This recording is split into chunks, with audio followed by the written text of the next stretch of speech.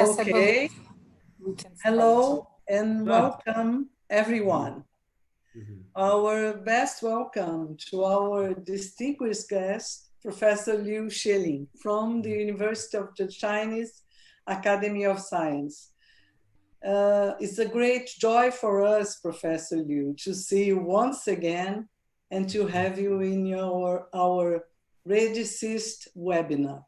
I still remember when we first met in the beginning of 2006 in Rebuild, Denmark, yes, for our first workshop with participants of the 5 BRICS countries to discuss a joint research project of innovation system in the BRICS. After that, Professor Liu became the head of the Chinese research team, and Professor Cassiolato, our discussant in this webinar, the head of the Brazilian team. And we met many times in many different places to discuss the BRICS project and also the subsequent research project on health, sustainability, and innovation system. As a result of this first research project, Professor Liu is one of the editors of one of the 5 books on the BRICS system of innovation published by Routledge in 2014. This is transnational cooperation and local innovation. He also is one of the authors of the chapters on innovation, finance, and funding, a case studies of China. In this book about the financing of innovation in the BRICS countries. He is the first author of the chapter Innovation System Inequality Reduction in China in the book Inequality and Development Challenges in BRICS countries, edited by Maria Clara Soares, our South African friends, Mario Sherry and Hazigan Maharaj. Regarding the second research project, the summary of Professor Liu's contribution, low-cost medical equipment innovation in China, is a hit, Professor Liu, in the book published in 2015, Health, Innovation System, Equity and Development, edited by Cassiolato and Maria Clara Soares. I will copy the link in the chat because most of these books are available there. I have to tell you, Professor Liu, that our colleague and so dear friend, Maria Clara Soares, most unfortunately passed away last July. However, the quality of her work is registered in these books and also in other RedeSist contribution, and her memory remains in our hearts. Gabriela Podcameni, who worked very close to Maria Clara, is her co-author in the chapters on inequality in Brazil, among many other things. And she is now a professor of environmental studies in the Federal Institute of Rio de Janeiro. And as you know, she will be the moderator of this webinar. Professor Liu, innovation-driven regional development and smart, if I could add, human and sustainable cities are issues of foremost importance, not only for countries such as China and Brazil. We are very much looking forward to hearing you about the Chinese experience and the knowledge you have accumulated on this issue. Professor Liu, I renew our thanks and very much and invite our moderator, Gabriela, to continue our webinar. Please, Gabriela, take the floor and the microphone. Thank you very much. Okay, good morning to everyone and good night, I believe, to Professor Liu. Thank you very much, Helena, for opening the session and coordinating the session, and for your welcome words, kind and warm welcome words. And I welcome everybody for this very important session. As Helena already told, I'm Gabriela Podcameni, and it's my pleasure to be the moderator of this session and to receive Professor Liu as our speaker and Cassiolato as our discussant. It's very important topic. The title of Professor lecture is Innovation-Driven Regional Development and Smarter Cities in China. Liu will present for around up to 40 minutes, okay? And then Professor Cassiolato will make his comments up to 20 minutes. After that, the word will be passed off to Professor Liu, okay? And you will have around 15 minutes to, it's up to 20 actually, but I like to say 15 because it always goes to 20. Or to comment on the words of Professor Cassiolato. And then after that, we will be opening the debates for the audience. Encourage everybody of the audience to engage in the debate, and the questions can be made through the chat or through video. And if necessary, we can translate to English and we can help. So please don't let language barriers be any issue for you to engage on the debate. I kindly ask the audience to keep all microphones closed during the presentations and only opening when in the debate when making a question. And since Professor Liu is in China and maybe the internet for maybe a little bit, we need all the internet necessary during his lecture, I also ask, if possible, everybody to close the video, because I was told that this will help the link, but only after we can open and everybody can say, can see each other, because I know we miss each other and we like to see, engage. So I kindly ask this. Now I will present our guests, our distinguished guests. Helena has already mentioned some characteristics of Professor Liu. I will briefly read a little bit of his CV and complement. So Professor Liu Xielin is Liu Xielin is professor in School of Economics and Management and director of Research Center for Innovation and Entrepreneurship in the University of Chinese Academy of Science. He was a fellow research in the Chinese Academy of Science and Technology for Development, Ministry of Science and Technology from 1996 to 2006, and professor in Tsinghua University from 1985 to 2006. Born in 25th of September of 57, he concluded his bachelor in Peking University in 82, after he completed his master's in the Chinese Academy of Science, and finally his PhD in Tsinghua University in 94. His research covers mainly innovation management and policy, innovation ecosystem, regional and national innovation system. Published many papers in research policy, journal management studies, and international journals of management, science, and public policy. He served as editor for research policy in other journals. He has published many books in English. I will not repeat the ones that Helena has already showed.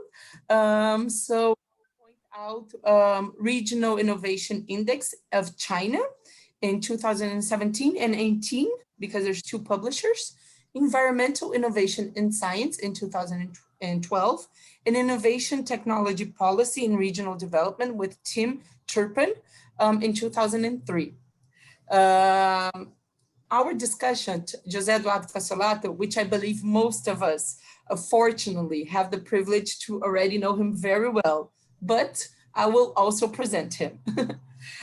José Eduardo Cassiolato is currently professor of economics and of innovation at the Economic Institute of the Federal University in Brazil and coordinator of RedeSist, Research Network on Local Productive and Innovation System, also in the Institute of Economics of the Federal University.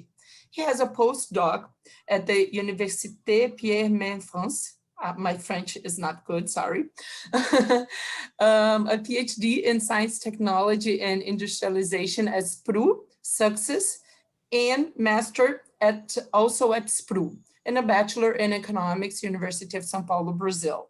He's a member of the Superior Board of São Osvaldo Cruz, and he was a director of the Center of Higher Study, Brazil, 21st Century, president and general secretary of Global League's Global Research Network for Economics and Innovation Learning Capacity Building, director and research in the Economic Institute of the Federal University of Rio de Janeiro, secretary for planning in the Ministry of Science Technology in Brazil, and was also a member of the directing board of the Brazilian Society for Advancement of Science. He was a visiting professor and also visiting researcher in many universities, very long list. I will only point out Success, MIT, and Université Pierre-Mauroy, France at France. He's a member of editorial board of several academic publications and has many books and chapters and articles in English, Portuguese, French, Spanish, English, French, Spanish, and Portuguese. His main areas, of course, are development, innovation, science and technology, industrial policy, and local developments. So it's a great honor to gather these very distinguished guests to discuss such an important topic for us. So please, Liu, it's my pleasure. I pass the word to Professor Liu to begin his lecture. Okay, thanks, Gabriela, and really, I'm very, very happy to see Cassiolato, Helena, and once again in this video conference. And yeah, I think I have thanks a lot for many years. I'm visiting your country for many times. I think last time we see each other I think in UK. And in Manchester is a conference also. So anyway, now today it's my pleasure to talk some about China's regional innovation, and also I think Cassiolato told me it's better to talk something about the smart city in China. So I try to do my best to combine how regional innovation and smart city in China. So now I'm like to share my PPT here, and it's okay. Can you hear me and also see my PPT? Yes, we can hear you. Just ask you to open the presentation. Perfect. Okay. We can see you and hear you perfectly. Okay. Now, so my topic is about innovation-driven regional development and smart city in China. Yeah, as I'm a researcher for innovation, so I have, as you mentioned, I have published a research report to benchmarking or monitoring the dynamics of regional innovation in China. So some years ago, I published even also a book in English about the regional innovation index of China. And so I think China is a large country, so that it's better to not just to see a national level, and regional level is also very, very important. So today I will be talk about in 4 different sections. One is about what is the pattern of regional innovation in China? Secondly, I will say what kinds of key factors for innovation-driven regional development in China. Thirdly, I was talking about I'm called the digital transformation. In China, now lots of so most of the hot topic or words is digital or digitalization, and also smart city. So I was talking about some of more frontier region like Beijing, Guangdong, Zhejiang, how they do in digital transformation and also some smart city.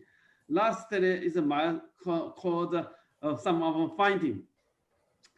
Firstly, so say China is a large country with a huge diversity in resources, culture, history, and so on. So in China is that always say we have how can you say that China is so large than maybe different innovation resources and also different patterns and dynamics. So in terms of my say some of index to look at monitor the Chinese innovation, and I'm used a very complex indicator system. But lately I found that my indicator system very closely with the later on global innovation index. So there are many international organizations jointly published that in that global innovation index. But my one I think is very closely with them. We are say developed more early, 20 years ago. So my report in Chinese is already sustainable for 20 years. And certainly English only one copy. But for Chinese, I have 20 years experience to publish or monitor the Chinese regional diversity and innovation capability in terms of mostly we call the knowledge creation, knowledge acquisition, and process innovation, innovation environmental, and innovation performance. And this is my showing some of in Chinese. But anyway, this year, Guangdong in south of China is #1, Beijing second, Jiangsu is the third one, Shanghai #4, Zhejiang #5. So this is my total ranking to say, which region is leading. So you can say Guangdong is the leading region in terms of innovation. So this is my some years of like from 2016 to 2020. So you can see gradually Guangdong becomes the top one, and following is Beijing, and then usually Jiangsu is very high, but in those years is lag behind, become third one. Then Shanghai, though very famous outside of Shanghai, but in my scoreboard, Shanghai is #4. Then Zhejiang. So this is a map to show where is the leading region in China's of innovation scoreboard. So when I say that how can be so different, or like Guangdong, Beijing, very a leader, but they are also say some of the region lag behind very much. So I'm thinking that Guangdong is not the most innovative region in China because there are lots of leading companies like Huawei, Tencent, Media, and others. But in some of lag behind region, like especially in West or Northeast, even middle region of China, they are thinking lag behind. And so this you can say in most of the leading region is the coastal area in China. If you go to from middle and west, they are lag behind. So this is say there is a certain we call the digital gap, and also the digital gap between south and north of China. And so this is in China, we are thinking, oh, China become more innovative. But in West or even in North part of China, they are still not very, I think, innovative. So my second part will talk is how, say, what kind of key factors for innovation in different regions. I say after my many years of research, I say pick out of like 4 key factors to understanding those factors underlying the regional innovation capability. Firstly, I think is that the regional government really investment lots of resources on science and technology, and now we call it innovation. So this is not just the top leaders, but also in some of the leading regions, they really are thinking, emphasize the science and technology. So you can see here some of my, like Beijing, Shanghai, Guangdong, Jiangsu, their R&D intensity is very high, even in terms of globally. So you can see Beijing, or even like with lots of university, lots of Chinese academic sciences headquartered here. So Beijing, very high R&D intensity is about 6.2. But if you look at Guangdong, less central government investment, they are more local and also more enterprises-based innovation region. So Guangdong also 3.0 R&D intensity. It means that Guangdong is more a level like higher than EU on average. So what I mean is that in China, some of our leading regions, their R&D intensity, even in terms of globally, they are very high. And so this is why I say there are so many kind of digitalization, or they can making some of say transformation. And secondly, I think in some way, we find a way to organize science and technology in more I call the cluster. In some way, maybe we learned some of story from like United States, Silicon Valley, but in other way, there are some of autonomous. So in China, we have lots of different clusters. Some we call high-tech cluster. This is, or maybe like a science park, or now even we have a science city in different regions of China. So those of high-tech park, science city, or even a cluster in regional, in some like Zhejiang province, very traditional industry. So cluster become a very, efficient way to organize science, technology, and innovation activities. So now in China, high-tech and high-tech development zone become very, very productive, and also very most important GDP contributor. So this I think is a Chinese way, is that we are say in some way say we lag behind, but we can in some way more focus in some of the region, so that making science, technology, and industry merged more efficiently. So now I think in Beijing or in China, we have many, we try to be built up 3 called national or even global science technology centers. One like Beijing, Shanghai, and Guangdong areas. So also there will be many called national lab, key lab will be located in those of leading regions. So this I think so China is that we try to say use science technology as really as a way for we call the investment driven to be more innovation driven. So this I think we have many ambitious plans, and not just the central government, but also the regional government. So this is I think so this regional government, central government, all say have a good idea about science and technology. The third one, I think I like to say, so both central government but also regional government, we have say like taken windows of opportunity in the third or fourth industrial revolution. So more different organizations publish many lists called most of the smartest company in the world.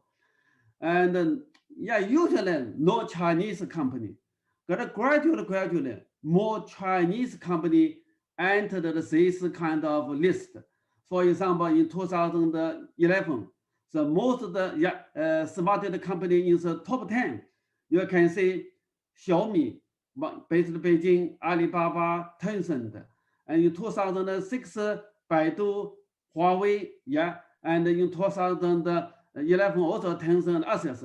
So I think, so this is to show you that many Chinese companies, especially in ICT sector, become very competitive globally. So this is, we can say like a map to show you that in the first industrial revolution, in the second industrial revolution, we lag behind. And even I think Brazil also do better than China. But gradually in the third or fourth industrial revolution, more Chinese company becomes a pioneer leader. And so in some way we will say in the last 40 years, China have say many kind of industrial revolution from second to third, not even to fourth jointly. So this I think why we can have so high economic growth. And so now more some what we call the unicorn. And you can see in terms of unicorn company, many are from China. We are maybe just the second to United States. So this is, I think, is a very exciting picture. So both in internet service, e-commerce, fintech, entertainment, medicine, big data, transportation, so on. There are many Chinese unicorns, and with I think many development or growth rapidly in the world. And I have to also to say called leapfrogging in AI based artificial intelligence based business. This is to show you that here like Beijing, Guangdong, Shanghai, Zhejiang, Jiangsu, there are many I think AI based emerging leading companies. And this is also to say that just the second to United States. So more in China, those of leading region, AI become also a kind of leapfrogging in terms of their business model and so on. So this is I think is that so China is that they care about science and technology, really invest. Secondly, cluster. Thirdly, catches the windows opportunity. Then lastly, I think, we are trying to be leapfrogging. So this is in a short time, I think is till now, it looks very, so it's a great achievement for China. And the thing I would like to say in more detail in some of the region, how they do this kind of called digital transformation or smart city building. I like to say Beijing. Many of you visited Beijing. So Beijing, I think, is say we are trying to catch up or leapfrogging. Beijing is a unique one is that there are many universities, many talents, and so Beijing in R&D intensity maybe is number one globally. So there are 40 universities. There are many national or provincial research institutes. There are many science parks and so on. And also Beijing is very global. Many multinationals, they are investing in China. they set up their R&D centers in Beijing.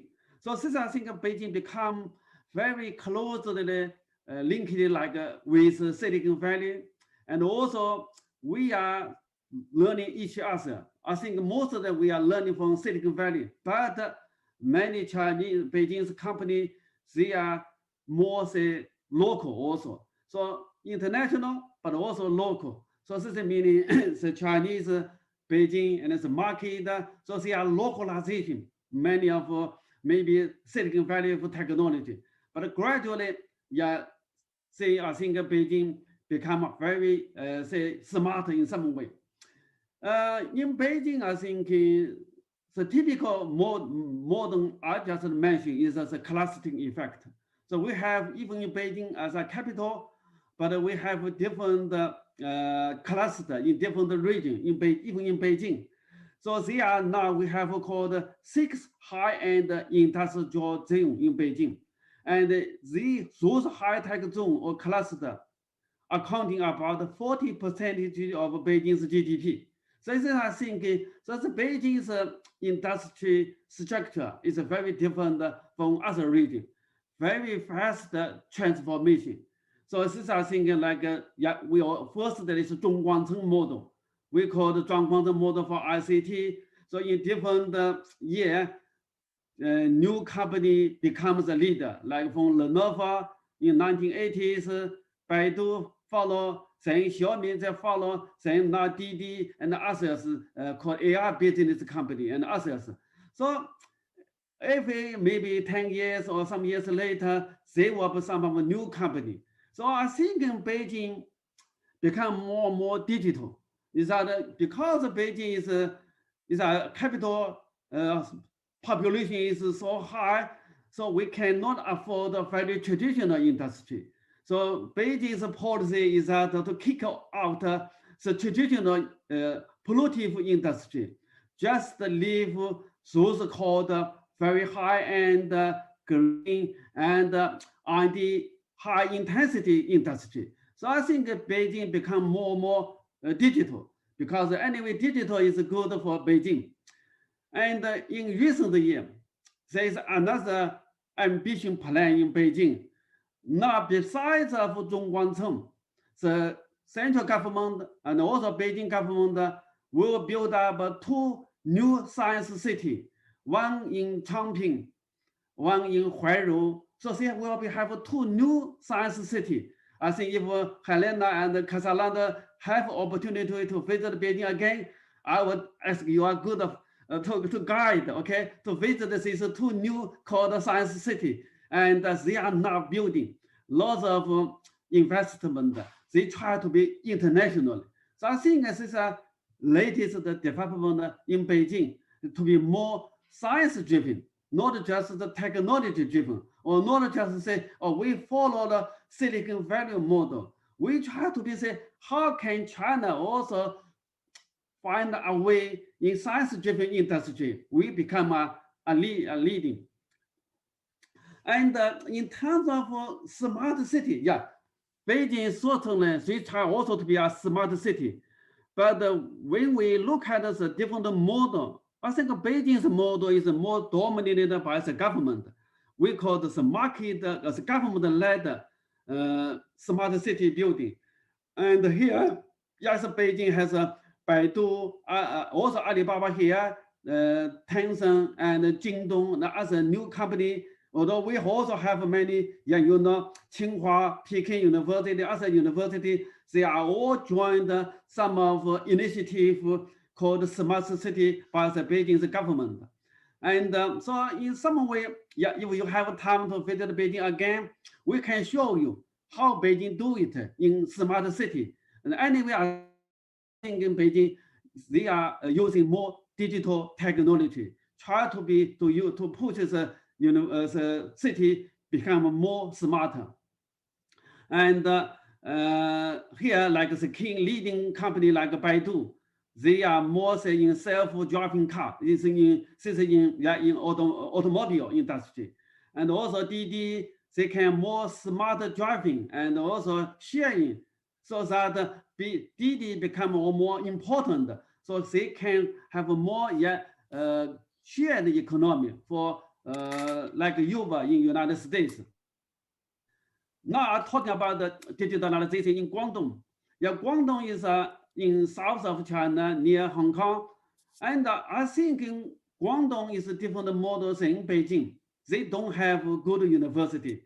They don't have, say, like Chinese academic sciences, no. So Guangdong's story is more, I say, like OEM to ODM. You know, this is like a Harvard's terminology. Is that they are firstly maybe copy, imitation, and but entrepreneurial region in Guangdong, especially Shenzhen. So but you can see, look at here, how it can be from OEM, because many regions maybe in other world say, OEM thing stuck to this kind of OEM, no way to out of OEM to become ODM. But I think in Guangdong is story that in the 2000, their R&D intensity is low, only maybe 1 point percentage of their GDP.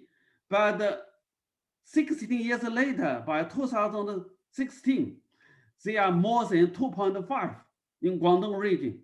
And also I mentioned that the Guangdong region, less central government investment, all done mostly by themselves.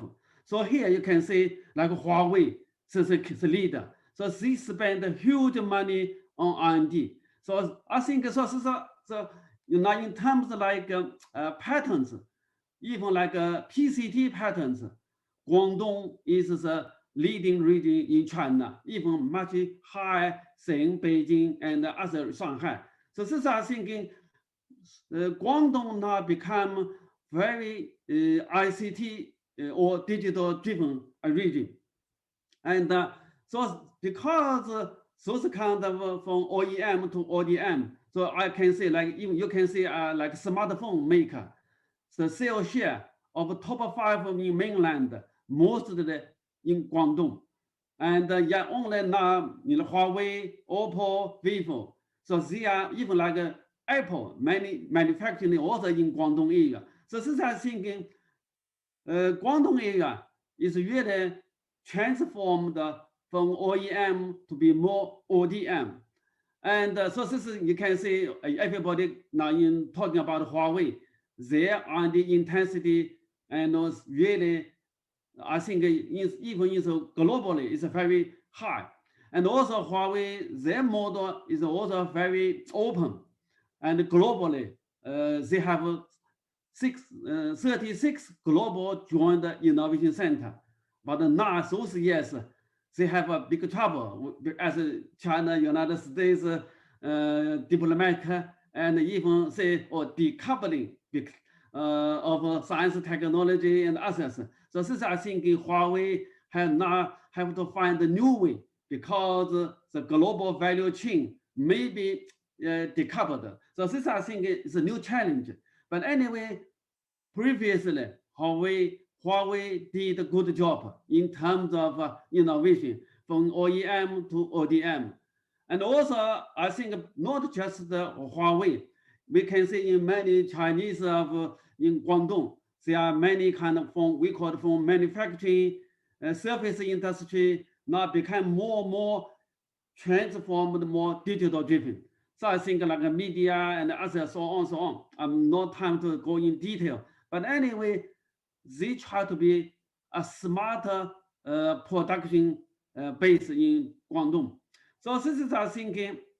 So in Guangdong, who are the key leader for smart city? Sure, like Huawei, they have now many technology, big data, cloud computing, of 5G, even like blockchain and so on. So I think they now doing very best in Guangdong, lots of region to become how can making them more say smarter.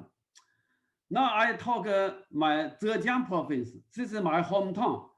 I think Zhejiang is also have some of a different story, but also very unique one. Is that Zhejiang is a mountain area, and also no good resources in science technology. But Zhejiang province, they are very entrepreneurial. They form cluster industry, but cluster in traditional industry. So gradually, they now transform into more, I say, like a digital. So you can say industrial cluster in a small city called Yiwu city. They have many, like even like clothing, about 2,000 companies there. Okay, so even textile, just in one small city, 1,700 companies there. So I'm thinking there are many small SME located there, but they are in cluster. They have, in some ways, they have a global advantage in manufacturing.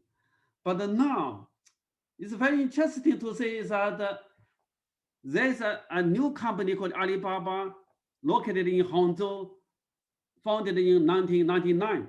Very young company, but now this is we call the digital platform. So in some way, Alibaba transformed the whole industry in Zhejiang, because how can make Zhejiang very traditionally clustered industry become digital driven? So I think it's a very interesting story is that Hangzhou, because Alibaba saw now, so they have a digital platform. So from early on, like B2B, B2C, but now Alibaba more in globally, and also cloud, and also computing technology, so on, so on. So I think Alibaba also set up some called leading research academy, and several one, even one university. So I think in a short time, not only maybe 20 years, Alibaba becomes a global leader, but also transformed the Zhejiang industrial structure, making them more digital. So I think this is a very interesting story. But also, besides that, Alibaba also making the capital of Zhejiang, Hangzhou, become a smart city.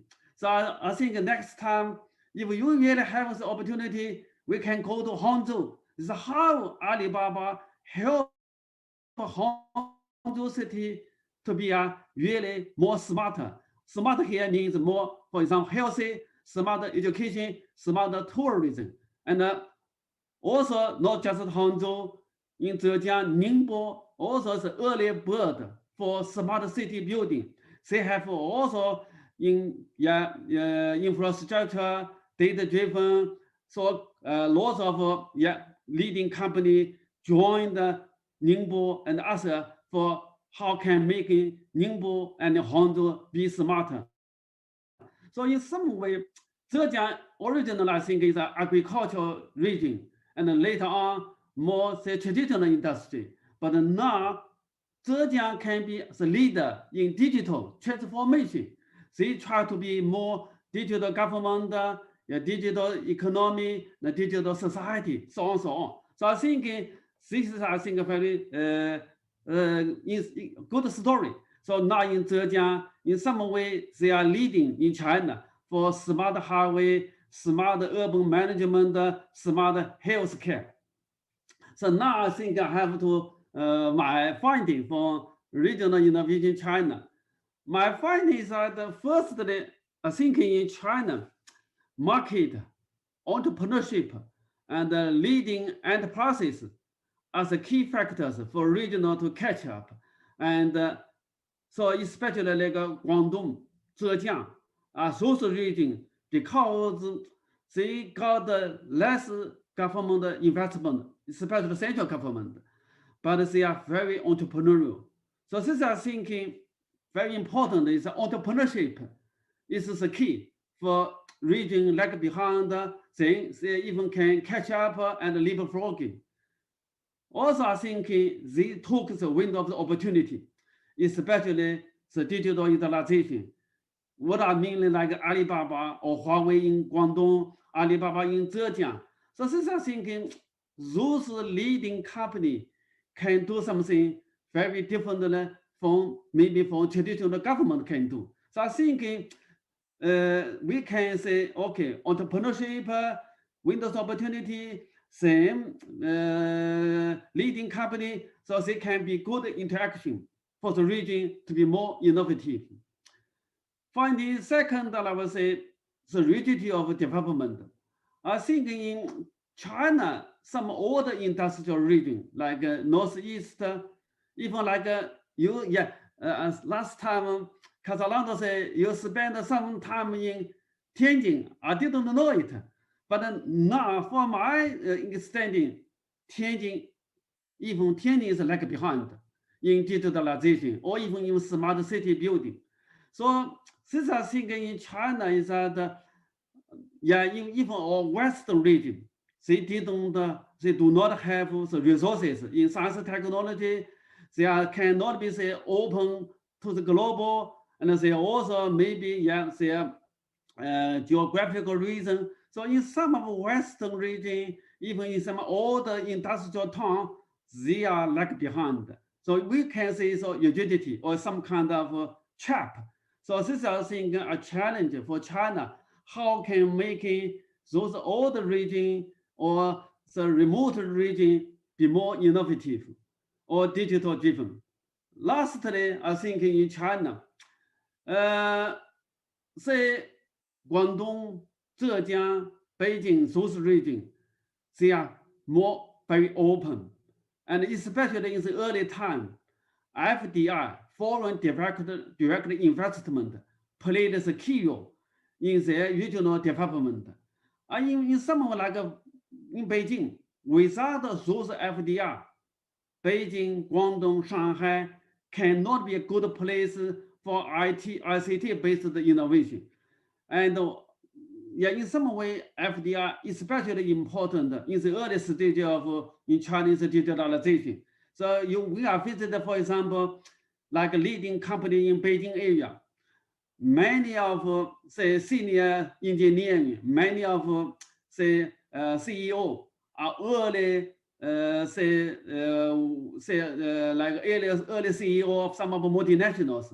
So like Microsoft, even like Cisco, Google are all contributor to the like talent mobility.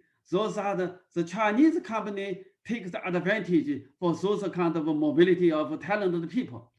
So this is my sharing, say how China in some of leading region, they can catch up in digitalization and in smart city. But maybe I don't tell you the other part of China's story. It's really some of like Western part, they are still lagging behind. But in some way, the stories are now more like manufacturing industry, be more, say, moved from east region to more middle region, and gradually to west region. So in those years, you can say the middle region are also not catching up.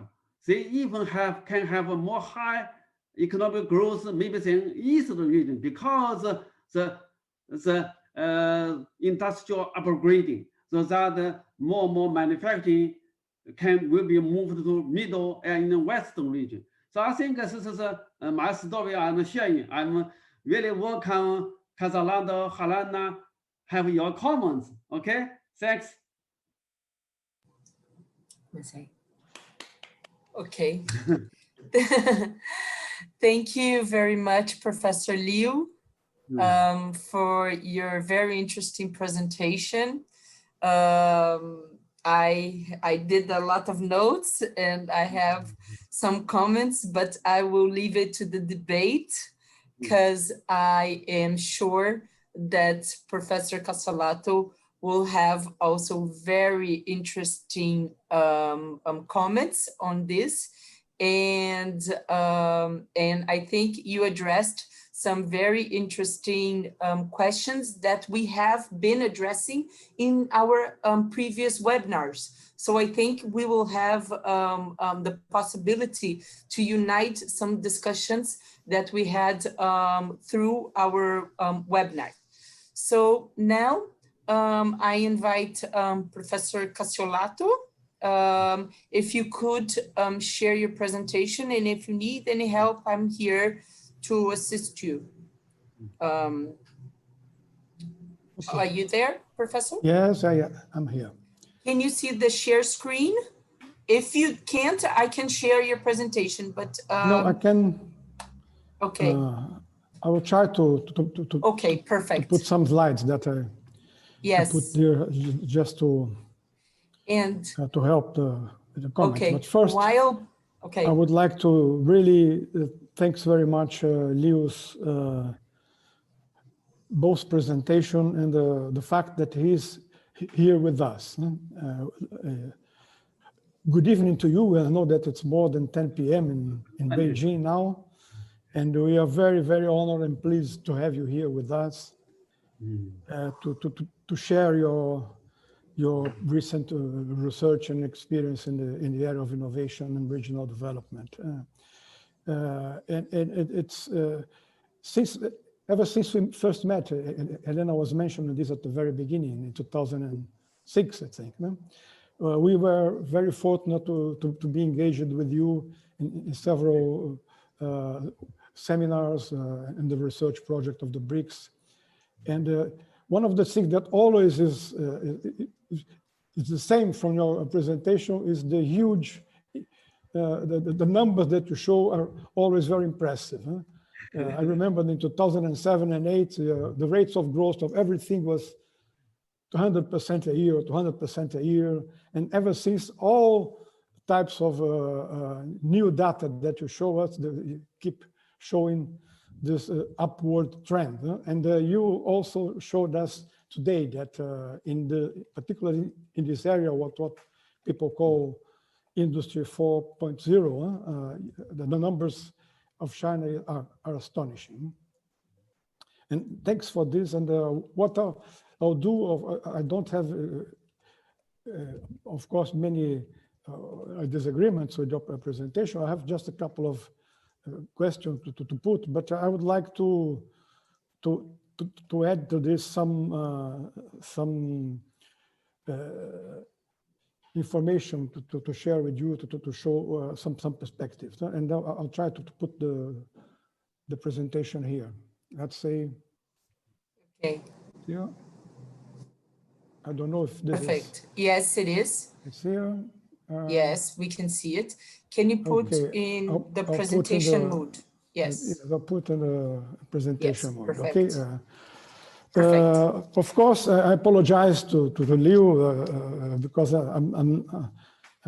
it's not so good to speak about your country with you there, but I would like to put some of the things you said in a broader perspective. The first thing is that in order to understand better the Chinese road, we have to make some very brief comments on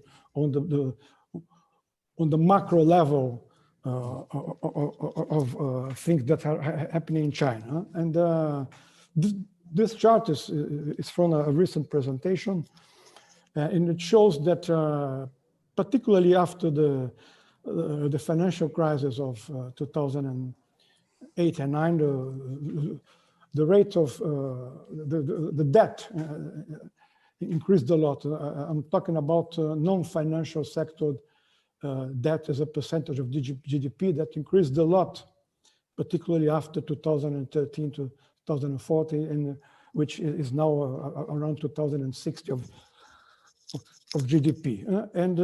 But this has been criticized a lot by Western so-called experts and media,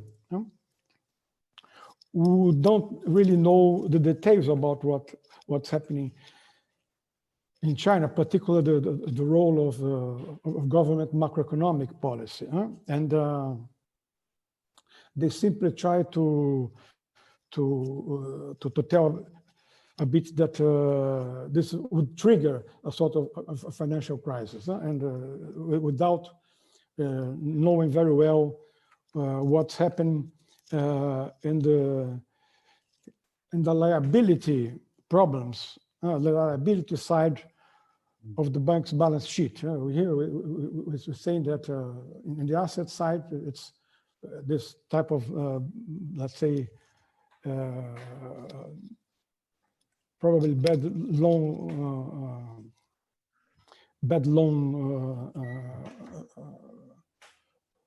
loans in the financial system would trigger this financial crisis. Huh? But of course, banks don't fall because they have bad loans, but they fall, as we know, because they have bad loans and they run out of funding. Huh? That's happening in the 2007, 2008 with Lehman Brothers, for example. Huh? They fell because they have invested in dodgy mortgage-backed security, but mainly because investors who funded their operations decided to pull their money out and they could not roll over its position. If in China we see this type of problem, we have to see that some government policies helped a lot in the last few years to organize the situation. And if you look at the liability side of the balance sheet of banks in China, you see a totally different picture. It's much more stable than what happened in not only in the US crisis of 2007-2008, but in the Greek crisis and the European crisis of 2011, 2013. Because first of all, China has a very high savings rate. Second, it's most important, China has got capital controls. It's hard to take money offshore. And what that means is that China's banks have a very stable funding base. There is no trigger for a financial crisis to occur. But besides that, government played a very important role, because what was happening, at least up to 2015 and 16, is that this performance of the banks was being accompanied by a huge increase in the shadow banking. In this figure just show the increase in shadow banking in China since 2008 and 9, and you see how it went up to 2016. But since then, there was an important, not always mentioned reform that happened in China. That in a way, the central bank of the Chinese central bank, the People's Bank of China, it imposed minimum punishment on the banks that kept with this shadow bank, that what it meant was very insecure type of loans. And after that, we see that the situation changed dramatically. The other important macro point, we're talking about this because we keep insisting that we have to discuss innovation if you want to discuss in a truly Schumpeterian or structuralist way, to try to link what's happening at the micro level with the macro level.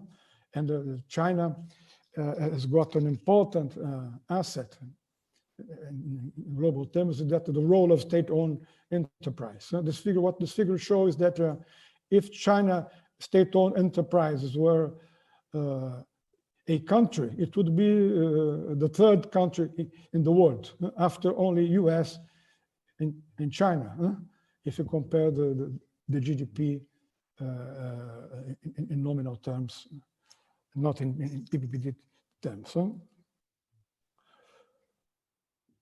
Okay, then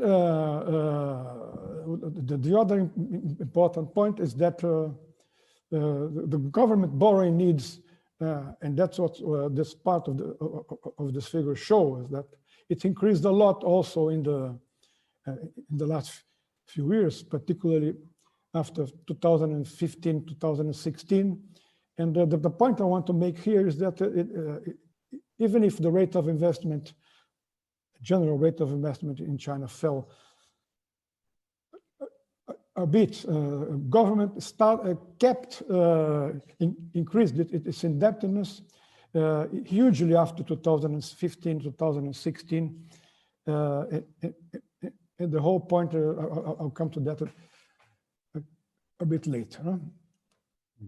Last point in general terms is about the recent recovery that's happening in China, which is very important to to point out. I won't go into detail on that because in the year of coronavirus, what's happening in the world situation, which is in health and economic terms very, very bad, but China is proven to be an exception, and the figures are here. I won't go into detail because I don't have many time. This happening partly in some more very important industrial products as machinery and semiconductors, etc., etc. The final more general point I would like to make relates to the fact that is showing this left side figure here. Sorry, which shows, that's the red line here, showing that particularly after 2010, China changed gears totally, and the dependence on exports diminished a lot, which means that the internal market and internal innovation, as you showed several times in your presentation last time, became more and more important. China is becoming less dependent on export, and that's the general part. Okay, let's start in 2015, because in 2015, China was the factory of the world. These are some figures that you know. 90% of the world mobile phones were produced in China, 60% of TV sets, etc., etc. But China was still with a big problem, even if the indigenous innovation program was going very well. And I got a quote from President Xi Jinping in 2014 in a meeting that you probably were there, because it was the 12th conference of the Chinese Academy of Engineering and the 12th, 17th conference of the Chinese Academy of Science. I'll quote President Xi Jinping. China's foundation for science and technology innovation is still not firm. China's capacity for industrial innovation, especially regional innovation, is still weak. Fundamentally, the fact that we are controlled by others in critical fields and key technology has not changed. And I think that what happened is that with the China manufacturing 2015 to 2025, China really gave a big push. And from the figures that you showed, it's a push towards what people call the fourth industrial revolution. And this is a ranking of world share of GDP, and that the problem in 2015 is that, okay, we're not going to more than 25%, and you already had 30% of share of the world's MVA. Just a comparison, this is a figure that I got 2 days ago. Brazil keeps going down. It's in the 16th position here, and it went from the 9th or 10th in 2010 to the 16th. Up to the policies, which I want to part of the questions I wanted to put to you. The China manufacturing 2015, the key areas were precisely the ones that you showed to us, linked to the fourth industrial revolution. Going to the micro level of industrial policy mechanisms, there were huge, the different types of technology transfer in exchange for market access, procurement, government procurement, but with the, not that foreign-owned enterprises were forbidden to participate, but there were restrictions, and then the procurement was geared towards local and state-owned firms. Important discussion in standards, subsidies, financial policy, technology seeking investment abroad. The state-owned enterprises went through a process of, let's say, mergers, the diminishing the number of SOE, but giving them more muscle, more importance. Lots of types of public-private partnerships, but two that I want to discuss with you, because they are central to this discussion right here. This is in government-backed investment funds, and the other support from local governments. There were a series of different types of the parts that government-backed investment funds have been essential to some of the key programs that China is implemented in 2015 since 2015, but also support from local government. And this was, in a way, part of one of the questions I want to put to you. How this type of funds, I give some examples here in the slide that I want to go further. And how, what is really the support from local government that comes from this new strategy? Because in a way, the question, the first question I want to put to you is this. You showed, last time I and Helena were in China, I told to you were 2019 in Tianjin, and you just mentioned that Tianjin is one of the problem areas for smart cities in China. But one of the things that really astonished us was precisely what we saw in terms of what they were doing in terms of smart cities. Huge kilometers and kilometers of new building blocks, all of them organized as part of a smart cities program with all types of new technologies that made them in a way almost self-sufficient in terms of generating energy, in terms of waste provision. And then the question is that can we say that intelligent cities programs has been used as a huge basic problem for experimentation in investments, in general investment, and investment in science, technology, innovation, in intelligence, in artificial intelligence, that are given learning and process and product capabilities to local firms to be the leader of the fourth industrial revolution, perhaps together with the Silk Road program. A related question to this part of your presentation, that this is important to us, particularly because we are in the middle of the health program with the Fundação Oswaldo Cruz. You showed in your unicorns that there were at least 10 health unicorns, huge firms that happen in this area. Can you tell us a bit more about the health innovation system in terms of smart cities and in terms of these unicorns? Well, you also mentioned quite correctly the importance of foreign-owned enterprise, particularly in the beginning of this regional programs and the smart cities program. Do you think that the present conflict international will pose problems for China with this relation to foreign-owned enterprise? And finally, this first block of questions, foreign-owned enterprise and locally owned firms. So you showed the importance at the beginning, but the impression that one gets is that more and more locally owned firms are, let's say, overtaken foreign-owned enterprises in terms of technology. And you start to see, not only in the US, but in Europe, recent documents from the European Unions, people, government officials and people argue that locally owned firms in China are getting the lead from foreign-owned enterprises. Please tell us a bit about that. And also, this is a table that I got from one paper, a very important paper in the Development Smart City program that show the huge influence of government agencies and government, both in funding and operating and in ownership of smart cities. There are most types of PPPs that are happening in a smart city.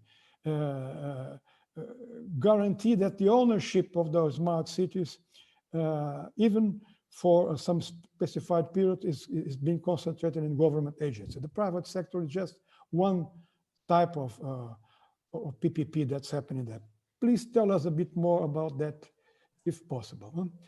The last question I want to make relates to the very important, for us at least, paper that you wrote in our 2015 book, which was part of the BRICS project and health innovation system, where you showed two very interesting cases of low-cost medical equipment in Shenzhen and in Suzhou. And what was striking at that time, it was 2015, was the fact that in both cases, you were using advanced technologies of artificial intelligence, for example, were already being used by this type of programs some 5 years ago. And one of the things that you showed is that there was a systemic organization of, that's a more Schumpeterian, as you mentioned, a systemic organization of capabilities, of policy with finance industry, the local companies, local research institutes, the local government. The actors interacted in a very important way, including the local community that you mentioned here, the financial sector, local community. You show the importance of interactions in defining the project, in organizing the project, and implementing the project. Could you tell a bit more about that, about the interaction part of the innovation, of the local innovation system organization and setting up? What are the role of particularly some local research institute and hospitals?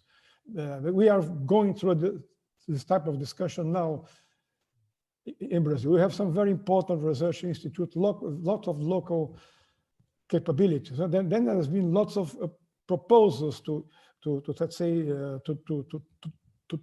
do some important development programs using health as the core of the main, let's say, a key actor of key part of the new development program. Can you tell us a bit more about that? I would have probably much more questions because your presentation was so rich and so helpful to us. But I'll stop here. And again, I thank you very much for your very, very good presentation and for being with us this morning or this evening. Thank you. Thank you, Professor Cassiolato. And I pass for very provocative and interesting questions. And Professor Liu, please, you have up to 20 minutes to answer Professor Cassiolato. And then, Cassiolato, if you have more questions, you can do it in the debate. Okay, thanks. Please, Professor. Yes, it's a very excellent comment that though Cassiolato, I think, didn't stay in China very long, but it seems he knows China very well. And also, he's a very more broad and he's a more like a economist perspective to see innovation in China.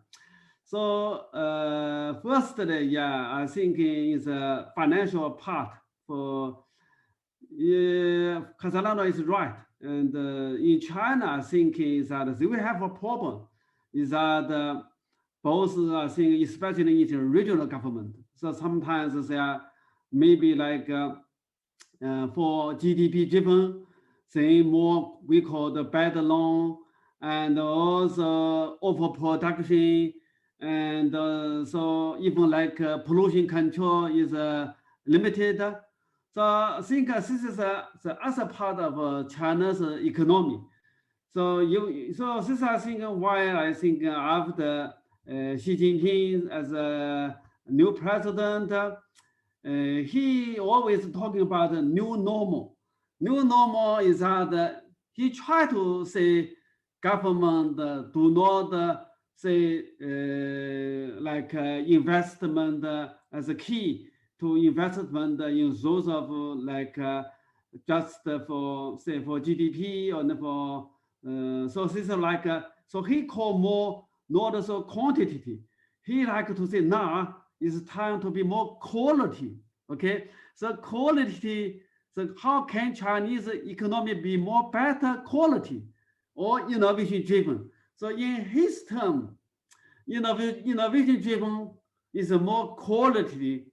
So we so this I say our Chinese life be more better quality. For example, like like pollution control. So he really tough in pollution control. Even now Beijing is much better.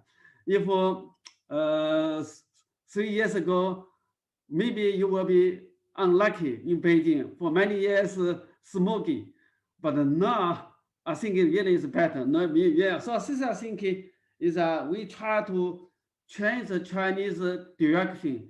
We call it from investment driven to be more innovation driven. For innovation driven means less resources spending and more in science, technology, or innovation driven. So this I think so try to change the direction. So this I think you're right. We control the shadow bank, control the capital investment, so on, so on. So in some sense, in last 5 years, our economic growth is slowing down, not as previously more than 10, more than 10. Now only 6, 5, maybe I think 6. Now from like 8, 7, 6. So now maybe we say 5. So I think is that we are slowing down. So slowing down is try to be say how can be more in good quality and for our life rather than just say GDP. So this is we call the new normal. So this is I think you're right. Second issue I think about SOE. Yeah, SOE I think in China played a key role. I will have a new book about SOEs of innovation, published by Edward Elgar. I think maybe this end of this year or next spring. Okay, my story is to say SOE in China is good at in some infrastructure sector, but not good at in what I say like digitalization or new emerging industry. SOE is poor in that area. They can build up an airport. They can build a high, say maybe like express road, and also many of like 5G or say like a new Chinese GPS system, so on, so on. So this is they can do it, but if you look at the emerging industry, Huawei do better, Alibaba do better, Tencent do better. So I think in China, some maybe 20 years ago, in China seems like two different economy. One dominated by SOE, one dominated by private enterprises. But I have to say, in new industry, emerging industry, private enterprises do better than SOE. So you can say like Marvin can be the leading rich person in China, not the SOE. So this I think is driven by a source of entrepreneurship, but for fortune, okay, making a fortune. For SOE, they are more say like a government official.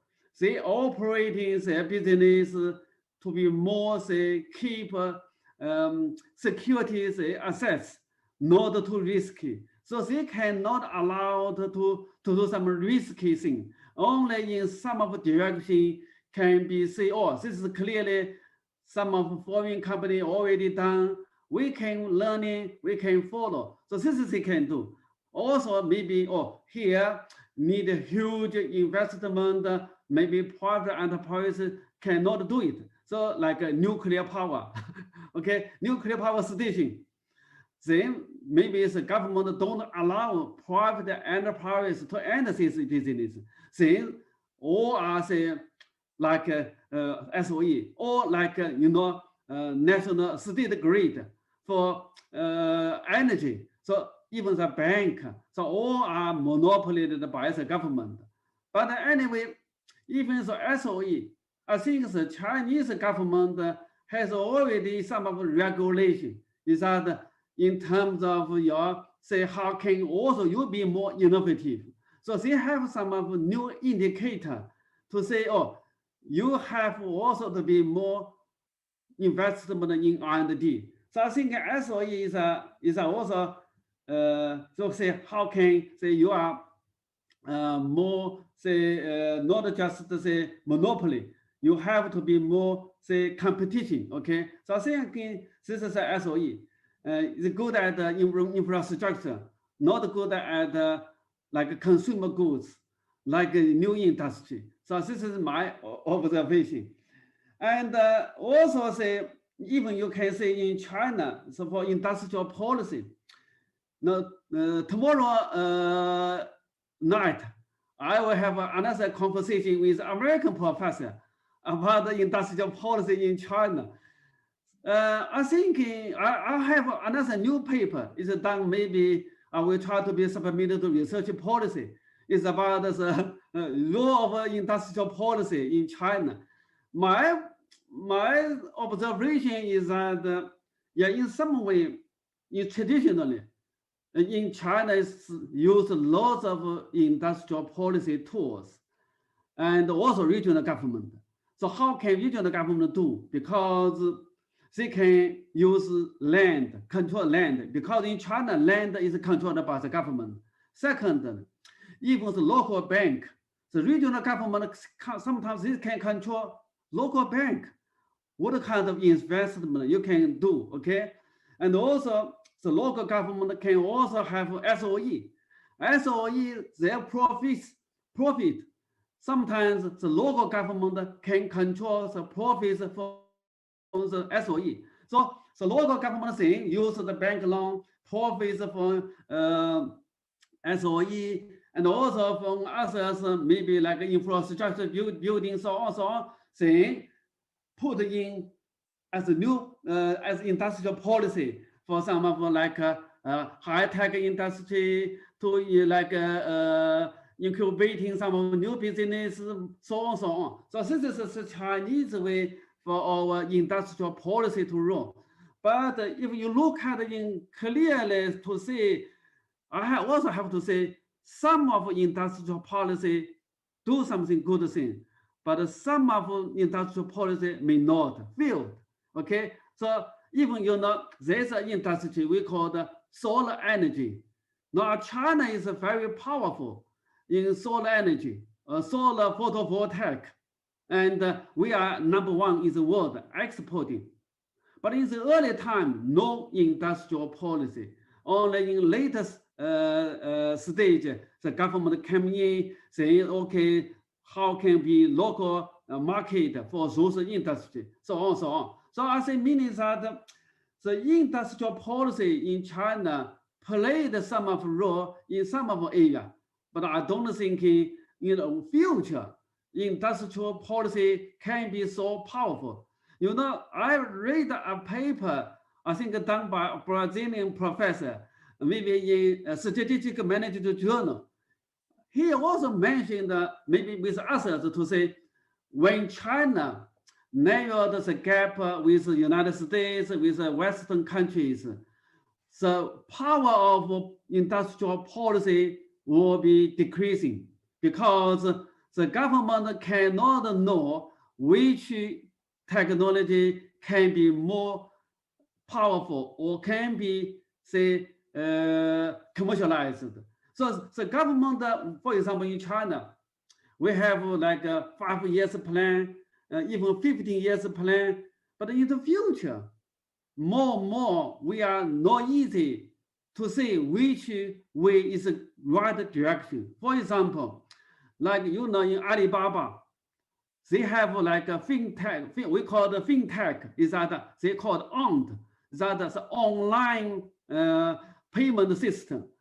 This is done by a private enterprises, not by SOE, not from the government program. Is that the Alibaba know, okay, people interaction, transaction online, we need another way to pay your money, to get your transaction done. The traditional bank cannot do it. So this, I think, they find this of online transaction system, maybe learning from American model, but we do in our Chinese way. So become more so popular is that we don't need the cash. Everything can be paid online. I think this is a marvelous achievement, but this is done by private enterprises, not the government planning. It's not easy to plan those things that happen. Even for, so I can, more story. So I think is that for even for like solar energy, solar photovoltaic, the early time, the government never thinking this can be a real industry because the price, the cost is too high for producing electricity. But the industry very rapidly decreased the costs and making the price can be now equally to increase we call the core energy plant. So I think it's amazing changing, and so this is I think not planned by the government. It's more private enterprises. So I also a paper in here how solar and solar photovoltaic China can be more so rapidly increasing their efficiency and reduce their costs. So I think this is my observation is that SOE or private enterprises. And so you can see, I think now in China, we are more have some new called industrial policy, but our new industrial policy now is more like okay, digitalization, smarter, AR. So these are more say new tech, not new industry, because traditionally we can say, oh, this is the industry, it's a key industry. Now more and more we are say new tech, new key tech. Where is new tech? Where is new key tech? Or even now the government say infrastructure. We are say building more called digital infrastructure. Okay, digital infrastructure. For example, 5G or maybe 6G. The government said we have to spend more money in Bitcoin, maybe a blockchain called blockchain. Okay, and also new digital infrastructure. So meaning that here is not a specific industry. It's more some of technology for next generation of technology or industry. Okay, so I think in later on, and we cannot use industrial policy as used to be. We were, I think, more what I say, more science technology policy, more innovation policy, okay, no more traditional industrial policy. So this is my observation, because even the government try to do it, it's not easy. Science technology policy, innovation policy can be more efficient to change the Chinese economic system than traditional industrial policy. Okay, so this is my observation or answer to your question. And maybe the fourth one or third one is about say how about the health unicorn? And yeah, some years ago we all collaborated in called local production system for healthcare. And what I have to say, I think in China, some of the unicorn in healthcare system is more not driven by digitalization. What I mean is that, for example, in Beijing, we have a lot of called online healthcare system. We can now, for example, in Beijing, is a Chinese name called like the good doctor online, meaning that every people, you can access the good experts in some of the area just in online. So you can say to see the doctor, not go to face-to-face in hospital, but more just an online system.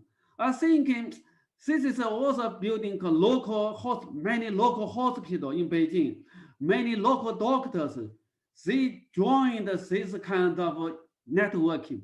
Then networking making the patient to see the doctor in a more efficient way. And even like the doctor can do something after their working hour. And also this is maybe like noon time. So I think this is a new business model. So I think your idea called how local production system, I have to say, China is more and more those kind of local, but building in digital system. Is production service integrated, but in a more digital way. So this is, I think, I can maybe lots of new model. So you can, if you have time, we can share, exchange, okay, new development. So I think some meaning that local, but with digital technology, we can now better to making local production system more efficiently. So I have to say that in China, our health unicorn is more in digital service and combined in equipment and service. So even now, you know, in this pandemic called new coronavirus, we have developed many kind of a tracking system so that everywhere you go, where you come from, where you stay, how long you stay, this is the government no.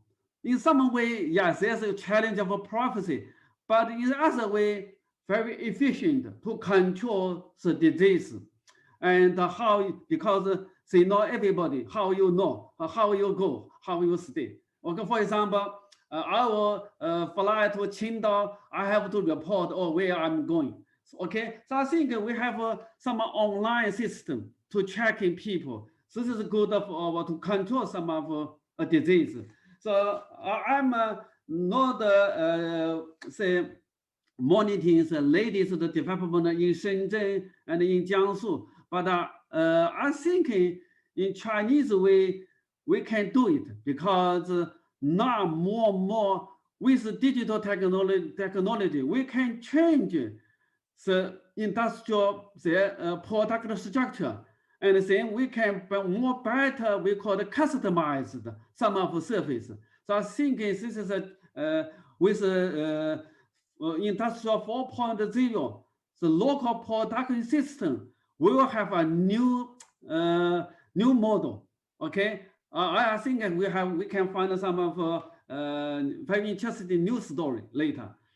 And for U.S.-China conflict tension, yeah, I think sure it will hurt Chinese science technology and even our economic system, because traditionally United States is our the largest trade partner, and so you can say the Chinese strategy should say, formally we are say exporting driven economy like Korea, like Japan, lots of exporting driven, or even like Singapore and so on.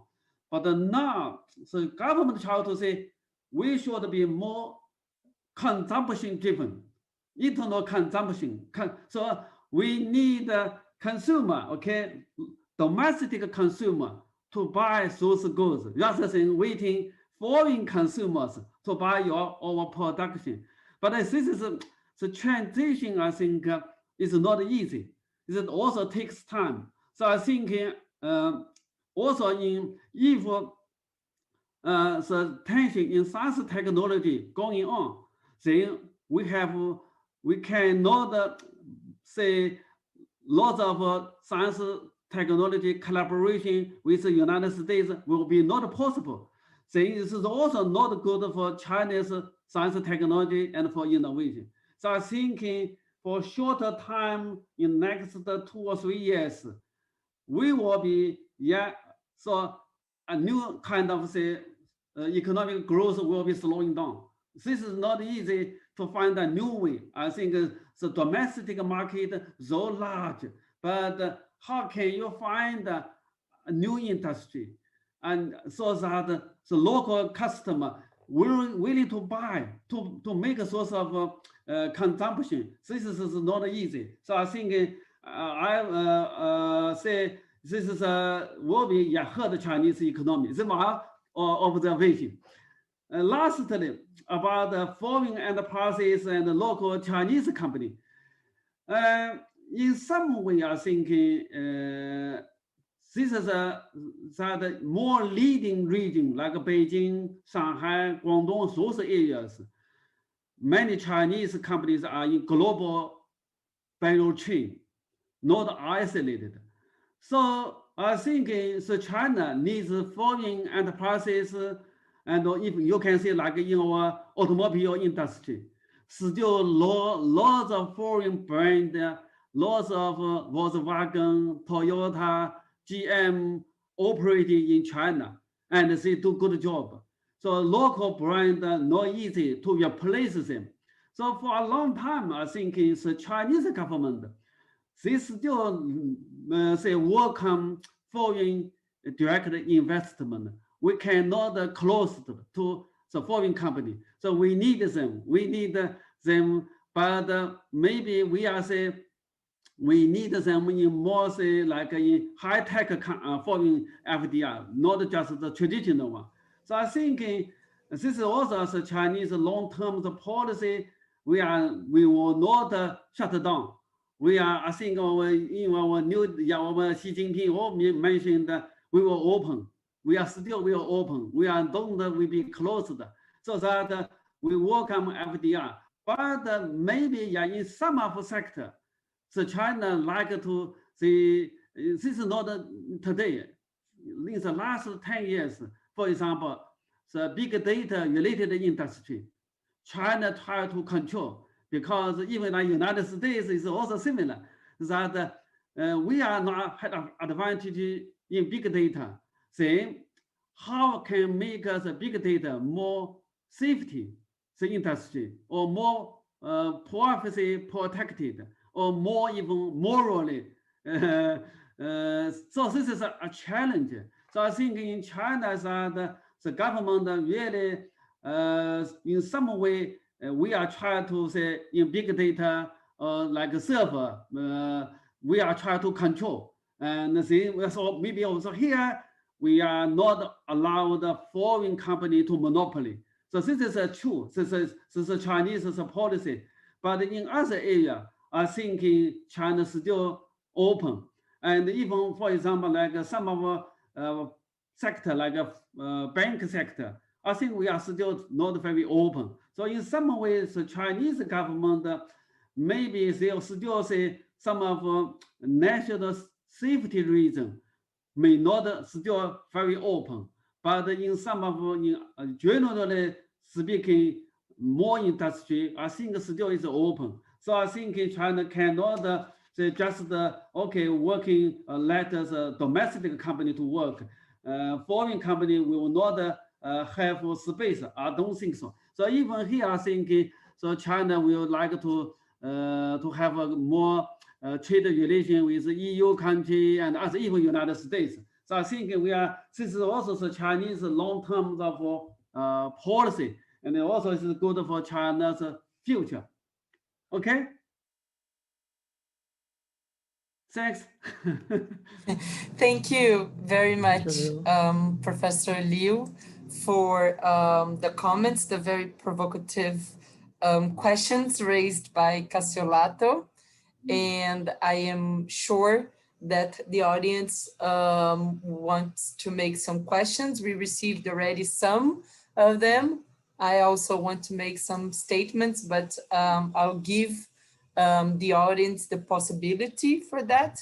So I already opened the chat for people who want to, you can do your questions orally, or you can write them down for us to read if you prefer, okay? So I encourage everyone to make questions, and I will begin with 2 questions that were written. The first of us, the question was made by our dear friend Maíra, and her question is how science and technology policy deals with the possible trade-off between digitalization of economy and employment, how to support the creation of jobs in a long term.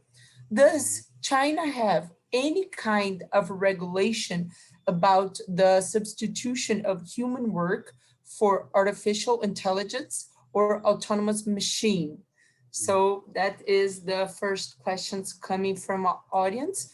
Would you like me to, can I read the second one and maybe you can respond them together, Professor? Is that okay? Okay. Okay. Then the second one is from our dear friend Priscilla Quella, which works in the IPEA currently. She says, thank you for the very interesting debate. Considering the context of climate change, President Xi Jinping has announced that China will aim to hit peak emission before 2030 and for the carbon neutrality by 2060. What kind of instruments will the government adopt to induce this transformation? So, very 2 different and important topics to begin, and then we can follow up from there. Thank you. Thank you, thank you.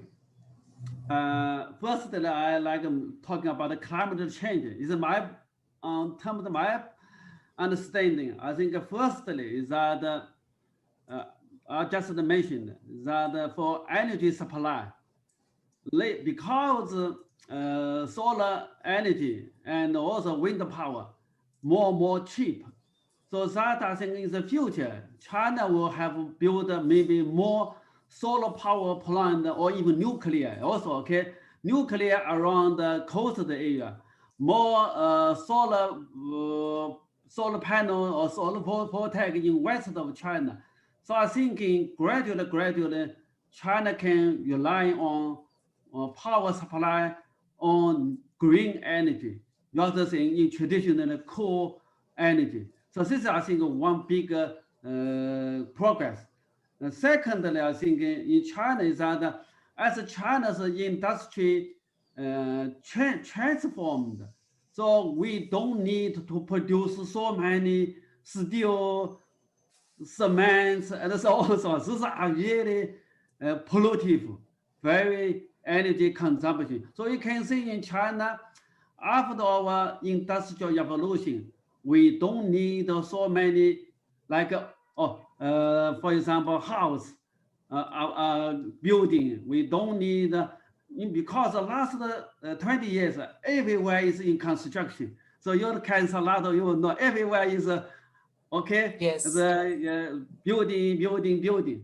But gradually, I think we will stable.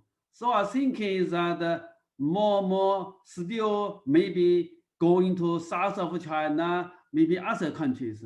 So I think we will reduce our manufacturing in some of heavy polluted and more energy using sectors.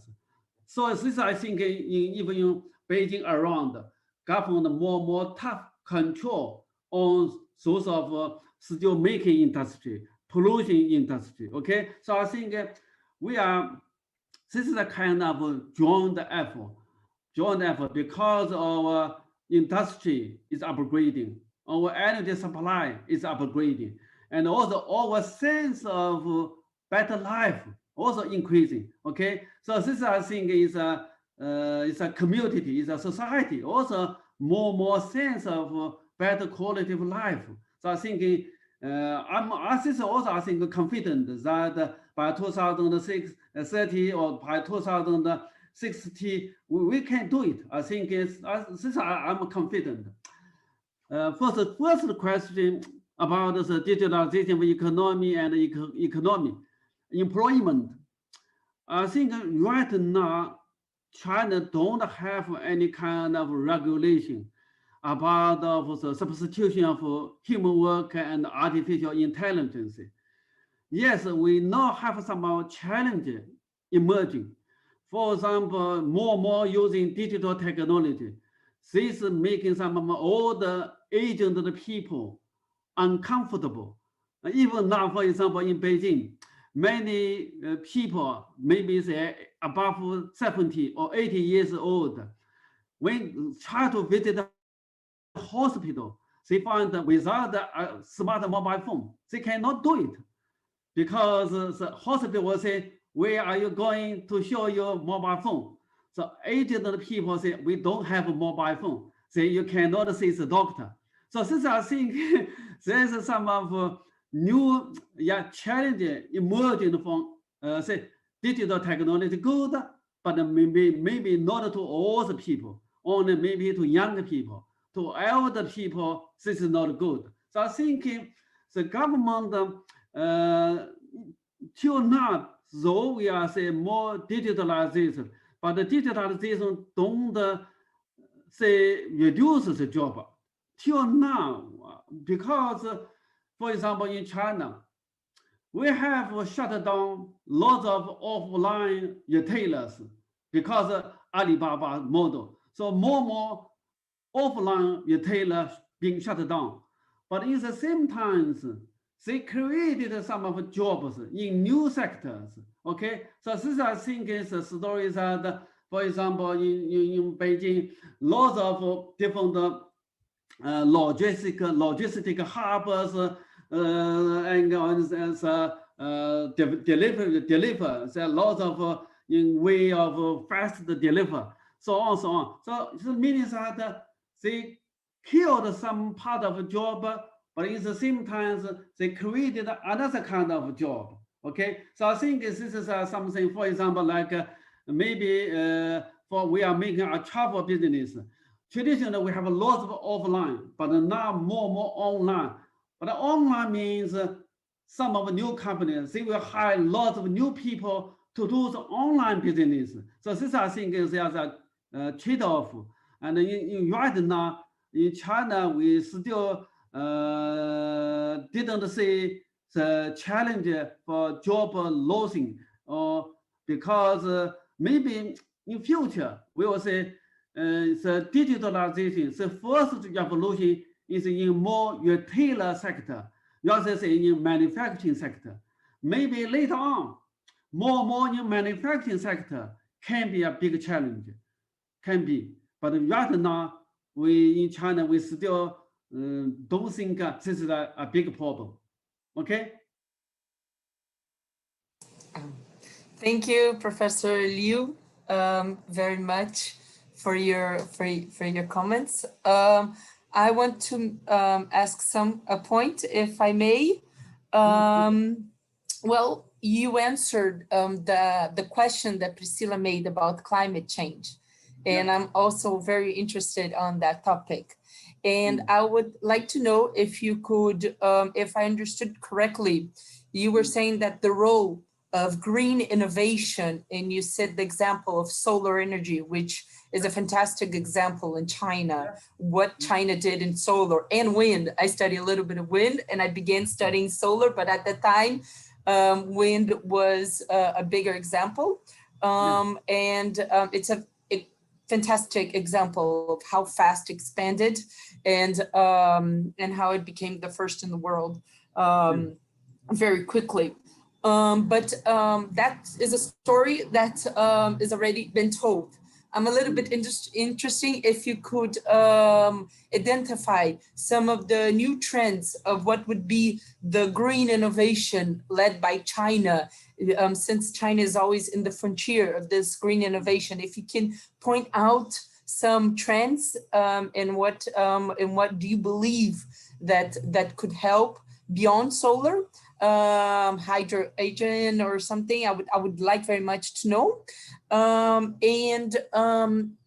Some other questions that I was thinking, every time we speak about smart cities or smarter cities, we always have the traditional debate on how some parts or very in the frontier of technology, but we still have sometimes in the same country areas in regional with a lot of social challenges, and they combine each other. And I believe that that is also the case of China.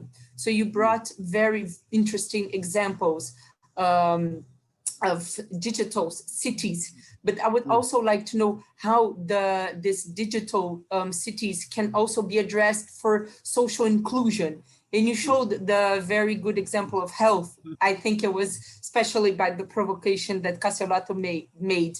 But if you can also see this digital inclusion in other areas of poverty, on building, on housing, and how this is also being addressed, how the smarter cities are also being addressed to reduce inequality and to promote the social inclusion.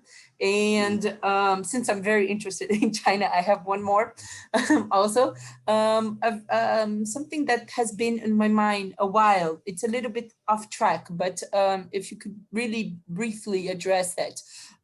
We always think about China on a very planned and centralized government, and that is true, of course, but I always wanted to understand a little bit more the role of the municipalities and how it complements the central role in science technology, in planning, and especially in the environmental and green innovations. If we could understand, is there tensions? How are they? How is the role of the local? If you could address a little bit of this, I would be very interested.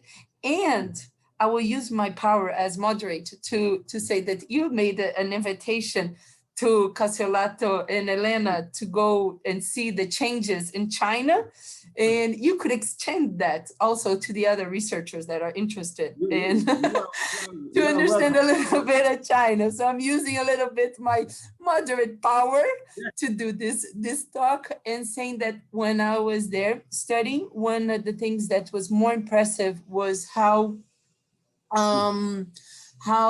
we would pass through cities that were being built, like it's like whole cities, and how fast. And then when I would pass there a month and a half after, because I stayed a while, it was already totally different. So how fast and how this digital city must be very different since we were there. But it's just a little bit of provocation. And if you could please, especially the environmental aspect, that I'm very, very interested to understand the new trends and how China is dealing with that. Thank you. Okay, thanks.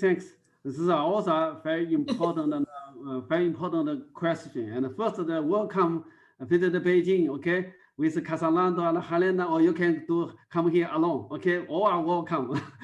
And firstly, for like most called green development, one thing you didn't mention, for example, like green car.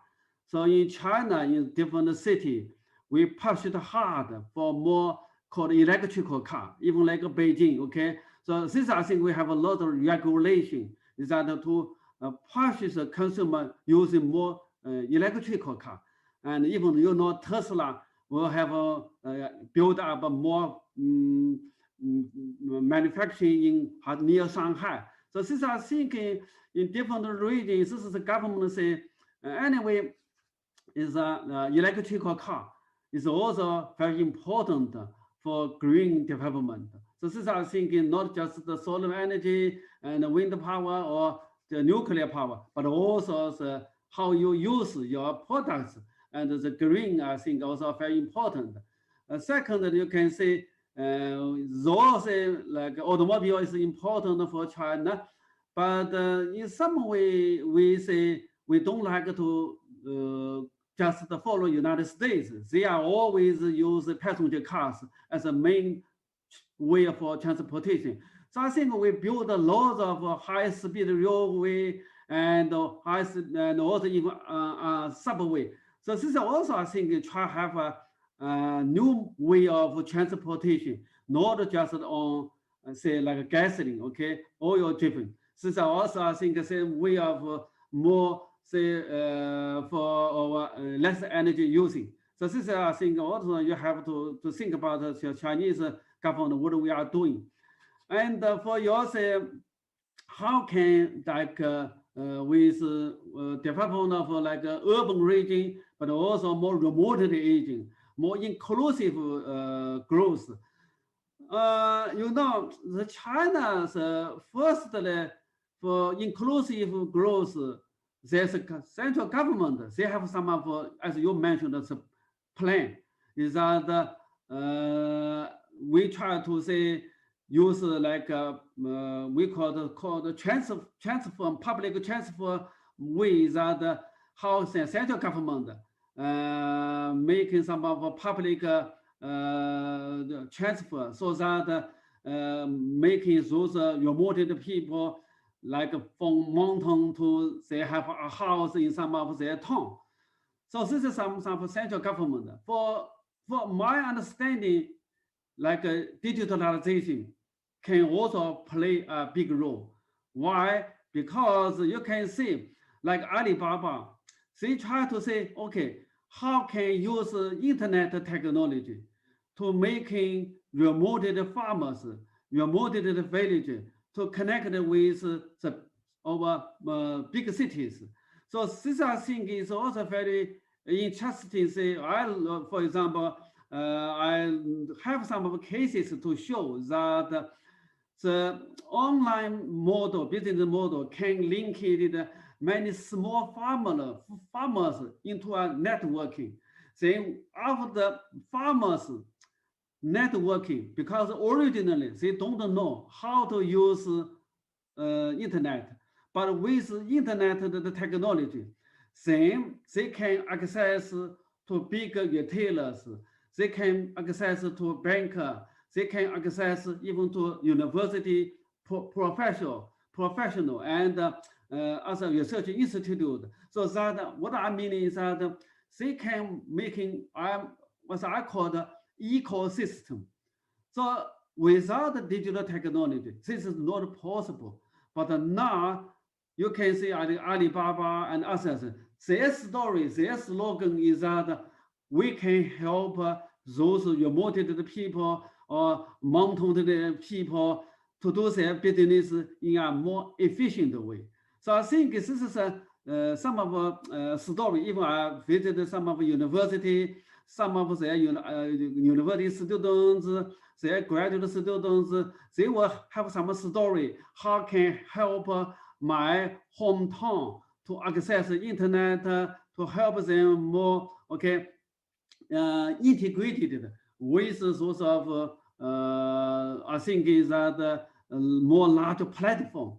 So I think, so yeah, anyway, it takes time, but sure, still there are challenges. For example, I just mentioned that elder people maybe find they are isolated from the internet world. So who can help them? So this is really a challenge that, so we need to find a new solution. And so this I think, lastly, you mentioned about the smart city. Your question is about the smart city? Yes, I was asking actually the challenges of the smart cities and how they sometimes they coexist, the frontier of technologies, and we have some regions that don't have still access to basic service. Yeah. And if I just may link to what you have just said about the elder people and the lack of access, we just received a question that I believe that links very well with this. So if I can, Maria Lucia Falcon, our dear friend, just ask, it's a question about education and how is China educating the new generations to live and work in a society ran by artificial intelligence? Is there a kind of planned transition? And that we address how in the challenge of the current generation and how how to address the people that are not, that they have some difficulties with the technologies in the internet. Yeah, this is a challenge even for Beijing now, not just go to hospital, is that for elder people, they can't use the online, for example, for calling a taxi. It's difficult for them because if you go to a street waiting, just by show your hands to call a taxi is not easy because all our taxi operated more on platform. So that you have to go to your app, then you can call a taxi much easier. But if I just go to street, maybe you half hour, 1 hour, you can call a taxi. So this is also, I think it is how the enabling is that how our digital technology enabling some of people can use the say like smart technology. So I think you're right. Is that for China? I'm not sure that usually I think as Chinese young people, they learn this technology more quickly than the old people. Okay, and also the Chinese family, I think they has lots of their family income go to young kids education, and also Chinese basic education, though I think also very tough competition for going to good college, good middle school. So this is also the Chinese family story. I think is different from other country.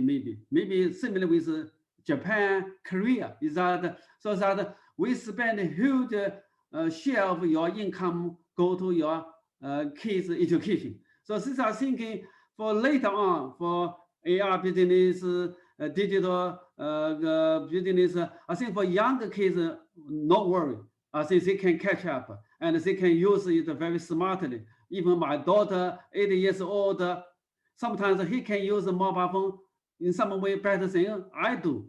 Okay, but yeah, you're right. For ages above 60 years old, what can we do? So I think I have to say, those kind of digitalization come in a very short. We are still maybe waiting some of the latest solution. But right now in China, the more talk about the digitalization is a privacy issue. Secondly, is we call the ethical issue. Is that how can you do it? I think this is also a challenge. Okay. Okay, thank you very much, Professor Liu. I believe that it's getting a bit late in China, and we apologize for that, but there were many questions in the audience, so I'm sorry for taking a little bit. I believe it's 11:30 p.m. right in China. So if it's okay with everyone, I would like to pass for our coordinator, Professor Helena Lastres, to do our closure. But I would also like if you would like to make some final words, and then after we would pass to our coordinator. But if no one, if it's okay with everyone, I think here in the audience, people are saying okay. So Professor Liu, if you'd like to express final words, and then we can pass it through our coordinator. Thank you. My final words will welcome all of you, especially Helena, Cassiolato, Helena and Jose Cassiolato, and also Gabriela. Find the opportunity. I'm thinking maybe later on after it's over. Okay, so we can have more face-to-face in Beijing, and I will show you some of the latest smart city and science park, science city in Beijing in other region. Okay, welcome. Okay. Thank you very much, Professor Liu. And now, please, Helena, our coordinator for the closure. Okay, Professor Liu, thank you very much. I would like to highlight the importance of your contribution, of the information and data you brought to our debate regarding mainly the digital transformation in China, wasn't it? The pattern of regional innovation in China, focusing on knowledge and innovation, and especially on the digitalization and the post-industrial transformation. You also told us about the particularities, the trajectories, and the actual size of this digital economy and artificial intelligence in different Chinese cities. And you told us about the participation of local and central state, the private corporation, the university, etc. And you told us also about the new urban governance model of universal management. Many things that we would like to go deeper and learn more. But anyway, you told us also about the building of these 3 national global science centers and their huge scientific and technological infrastructure with their mega project. So everything very, very important. And you told us about the digital transformation of different enterprises and production system, the cluster and the production system. You also told us about regulation, the challenges, the present concerns, including the moral concerns and the perspectives. We would like to continue our debate, but as Gabriela has already told us, it's very late in the evening for you. So we are looking forward to reading your new contribution. Please let us know about them. And of course, of meeting you again. And finally, Professor Liu, as you mentioned, the last face-to-face meeting that we had in Manchester, I have to tell you that we still remember that very, very, very vividly, the last fantastic lunch we had together in that wonderful Chinese restaurant in Manchester. Very, we would never forget. But anyway. The best Chinese meal. Yeah. Our colleague from